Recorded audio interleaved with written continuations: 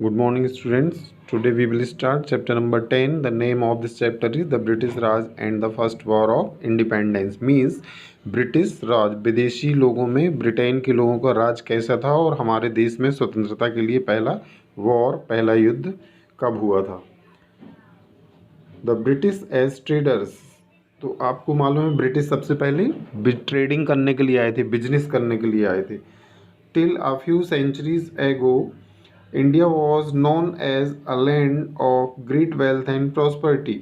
हमारा देश सैकड़ों साल पहले एक बहुत समृद्ध देश था और बहुत धनाढ्य देश माना जाता था। Traders came here from for and white two by spices. Traders यहाँ किस चीज़ के लिए आते थे, क्या खरीदने के लिए? स्पाइसेस, मसाले, पर्ल्स, मोती, क्लोथ, कपड़े, इंडिगो, नील and precious stones. Precious stones का मतलब होता है कीमती पत्थर, जैसे कि हम अंगूठी में पहनते हैं, मूंगा, माणिक, मोती, पुखराज, हीरा, ये सारी चीज़ें क्या है? प्रेसियस स्टोन्स कहलाते हैं। For a long time the trade between Europe and India was controlled by the Arab. पहले क्या होता था, हिंदुस्तान और यूरोपीय कंट्री का जो बिजनेस होता था उसके बीच में अरब कंट्री जो था वो बीच में बिचौलिया का काम करता था, मीडिएटर का काम। But eager to trade directly with India several European explorer started searching for a sea route to India. लेकिन कुछ लोगों को ये लग रहा था कि हम हिंदुस्तान से डायरेक्ट बिजनेस करें, तो उन लोगों ने क्या किया, सी रूट से हिंदुस्तान को खोजा। सी रूट मीन्स समुद्र के रास्ते से हिंदुस्तान को खोजना शुरू किया। In the year 1497, the Portuguese explorer Vasco da Gama set out from Lisbon in Portugal and reached Calicut in Kerala 1 year later. उसने जो वास्को डी गामा था, ये वास्को डी गामा कहाँ का था? पुर्तगाल का था, और वो लिस्बन शहर से निकला वहाँ पर और 1 साल के अंदर कालीकट पहुँचा। और कालीकट से वो कहाँ आया? केरला। कालीकट हमारे हिंदुस्तान में ही है। कालीकट से वो कहाँ पहुँचा? केरला। 1 ईयर में 1 साल लग गए थे उसको सी रूट में आते आते। He became the first European to first a direct sea route from Europe to India. और वो पहला खोजकर्ता कहलाया, हमारे देश को खोजने वाला वो पहला पोर्तुगीज एक्सप्लोरर कहलाया। His discovery helped the Portuguese establish trading base in India. और उसकी खोज ने क्या किया? ट्रेडिंग कंपनी के लिए स्टैब्लिश करने के लिए उनके लिए हेल्प की। The trade with India turned out to be so profitable that the Portuguese were soon followed by traders from the other countries of Europe such as the Dutch, the British and the French. अब जब उन लोगों ने देख लिया कि अरे इसमें तो बहुत प्रॉफिट है हिंदुस्तान में, तो और भी देश के लोग इच्छुक हुए और वो लोग भी, उन लोगों ने अपना इंटरेस्ट दिखाया, जैसे कि Dutch, British and French. In 1600 CE A trading company called the English East India Company was established in Britain. Britain में क्या हुआ? ट्रेडिंग कंपनी के लिए एक ईस्ट इंडिया कंपनी को इस्टेब्लिश किया गया ब्रिटेन में। Its main purpose was to carry on trade with India. उसका मेन पर्पस क्या था? कि हिंदुस्तान से ट्रेडिंग करना और हिंदुस्तान से बिजनेस करना। इन 1614 officials of this company visited the court of Jahangir. और 1614 में वो ऑफिशियली कंपनी जो है वो कहाँ पर? कोर्ट ऑफ जहांगीर उस समय बादशाह थे हिंदुस्तान में, उनके कोर्ट में गए वो लोग।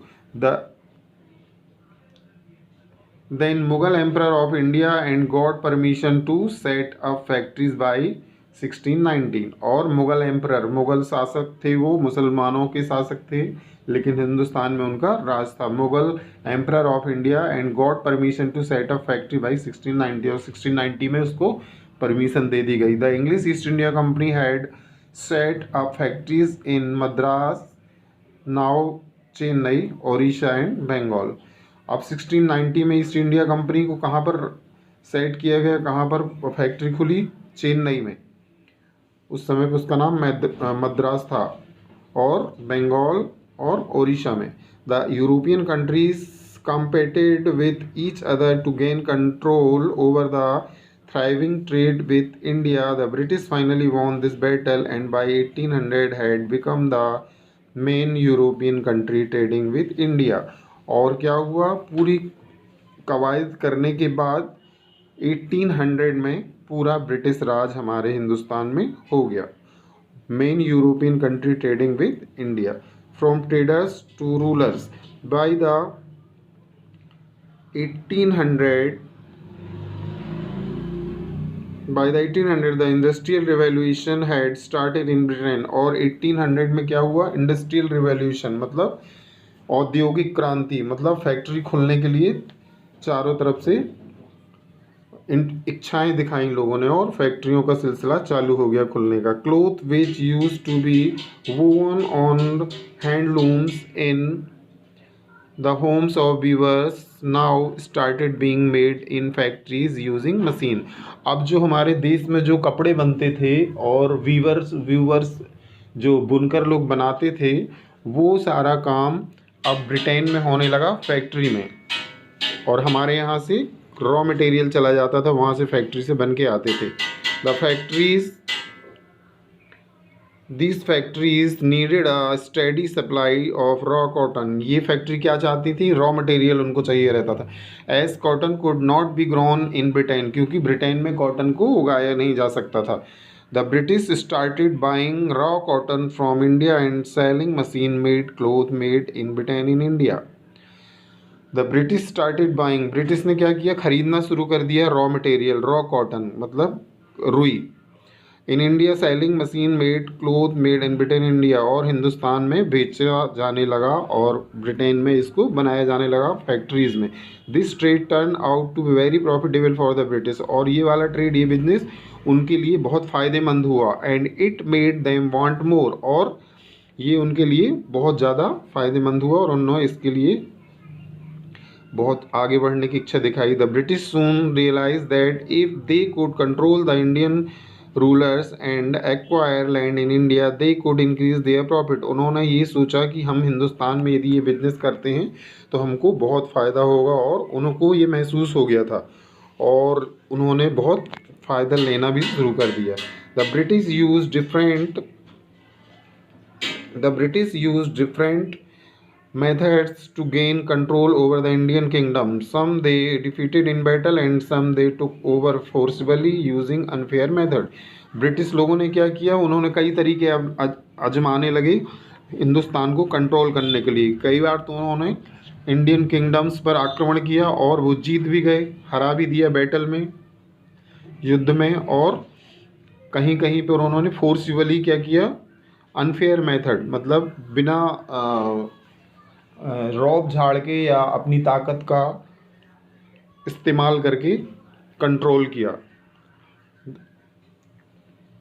The first major victory for the British came in 1757. पहला जो मेजर विक्ट्री ब्रिटिश को कब मिली थी, 1757 में, मतलब पहली जीत 1757 में. When under the leadership of Robert Clive. और उस समय पे किसकी लीडरशिप थी, रॉबर्ट क्लाइव की. The forces of the English East India Company attacked and defeated the Nawab of Bengal. और उनने क्या किया था, बंगाल का जो नवाब था सिराजुद्दौला और Plassey in Bengal over the next 100 years. 100 साल के अंदर उन्होंने ये दो जगह पर 1757 से 1857 के बीच में the British brought most of India under their control. 1757 to 1857 के दौरान 100 साल के अंतराल में ब्रिटिश ने लगभग पूरे हिंदुस्तान में कंट्रोल कर लिया था, अपना शासन चालू कर लिया था, अपना शासन कर लिया था. The first war of independence. First war कब हुआ था इंडिपेंडेंस का, but soon anger against the British started growing among the Indian people. This growing unhappiness and anger finally led to a revolt. क्या हुआ था, कुछ ही समय बाद कुछ लोग बहुत ज़्यादा नाखुश थे ये अंग्रेज़ों के इस डिसीजन से, क्योंकि अंग्रेज़ों ने क्या किया था, हिंदुस्तान के जो भी राजा थे या बादशाह थे उनकी सत्ता को गिरा के और उनका पूरे अधिकार छीन लिए थे. This growing unhappiness and anger finally led to a revolt or uprising in 1857. 1857 में उन्होंने अपना ये रिवॉल्ट करना शुरू किया। This revolt came to be known as the first war of independence और the revolt of 1857। What were the causes of this growing anger, मतलब ये गुस्से के क्या कारण थे जिसके कारण ये 1857 को फर्स्ट वॉर ऑफ इंडिपेंडेंस शुरू हुआ था। Causes of revolt, causes of revolt, political causes. सबसे पहले कौन सा है? Political causes. Many Indian Kings and nobles had lost their titles, बहुत सारे हमारे राजे महाराजे थे, उन्होंने उनका पद को छीन लिया गया था। एंड टेरिटरीज, उनकी जो क्षेत्र था उन पे कब्जा कर लिया गया था। This made them and the people of their kingdom feel bitter and resentful, इसके कारण क्या हुआ था? वो लोग बहुत ज़्यादा असंतुष्ट थे और बहुत ज़्यादा परेशान थे। Nana Saheb the adopted son of the Maratha ruler and, Nana Saheb and Maratha ruler थे Nana Saheb, and Rani Lakshmibai the queen of Jhansi, सभी को पता है झांसी की रानी है Rani Lakshmibai. Were two of the rulers who lost their territories, अंग्रेजों के कारण ब्रिटिश लोगों ने इन लोगों की सत्ता को छीन लिया था। ये तो हुआ political causes. Now economic causes. सो इकोनॉमिक कॉजेज क्या थे? Economic causes, before the coming of the British India had a thriving textile industry, Hindustan में अंग्रेजों के आने के पहले टेक्सटाइल इंडस्ट्रीज अपने देश में चलती थी। Cotton cloth made in India was famous through out the world, और कॉटन के कपड़े हमारे पूरे विश्व में फेमस थे, हमारे हिंदुस्तान के बने कपड़े। After the British took control of India they flooded the Indian market with cloth made in factory in Britain, और उन्होंने क्या किया था? हिंदुस्तान के रॉ मटेरियल ले जाके विदेशों में अपनी फैक्ट्री में बनाते थे और हिंदुस्तान में ही बेचते थे। As this cloth was cheaper than Indian handmade cloth, और ये उनकी तुलना में सस्ते भी थे।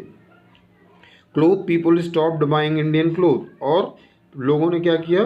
खरीदना बंद कर दिया गुस्से के मारे। The British also made it difficult for Indian cloth to be sold outside India, और ये वाले कपड़े विदेशी लोगों को बाहर बेचने में बहुत दिक्कत हो रही थी क्योंकि वो हिंदुस्तान में ही साड़ी वगैरह पहनी जाती है। Indian cloth to be sold outside India. As a result the Indian textile industry was destroyed and millions of weavers lost their job. जब फैक्ट्री खुल गई विदेशों में और फैक्ट्रियों के थ्रू बनने लगे कपड़े, तो हिंदुस्तान में जो हाथ से बनाने वाले कारीगर थे वो भूखे मरने लगे और उनका रोजगार छिन गया। The British force the Indian farmers to grow cotton and indigo instead of food crops. और ब्रिटिश लोगों ने क्या कहा उनसे कि खेती किसानी में आप अनाज को बोने की तुलना में आप क्या बोएं? कॉटन और इंडिगो। इंडिगो मीन्स नील की खेती, कॉटन माने रुई, इनके लिए फोर्स किया उन लोगों। Which the British then bought at a very low price, और जिसका वो बहुत सस्ते दाम में वो खरीदते थे। दिस मेड द फार्मर सफ़र, इसके कारण उनको बहुत सफ़र करना पड़ा, बहुत मुसीबत झेलनी पड़ी। It also caused a sharp drop in the amount of food grain produced in India. Famines become frequent and many Indians died due to hunger and starvation. इन सब चीज़ों के कारण क्या हुआ? वैसे भी वो लोग बहुत अनसेटिस्फाइड थे और बहुत सारी समस्याएं आ गई, और जो ब्रिटिश लोगों के इस डिसीजन से भुखमरी की हालत हो गई और इसके कारण लोग बहुत असंतुष्ट थे। इसलिए फर्स्ट वर्ल्ड वॉर 1857 का ये मुख्य कारण था। सोशल कॉजेज़ को नेक्स्ट पीरियड में हम आपको एक्सप्लेन करेंगे।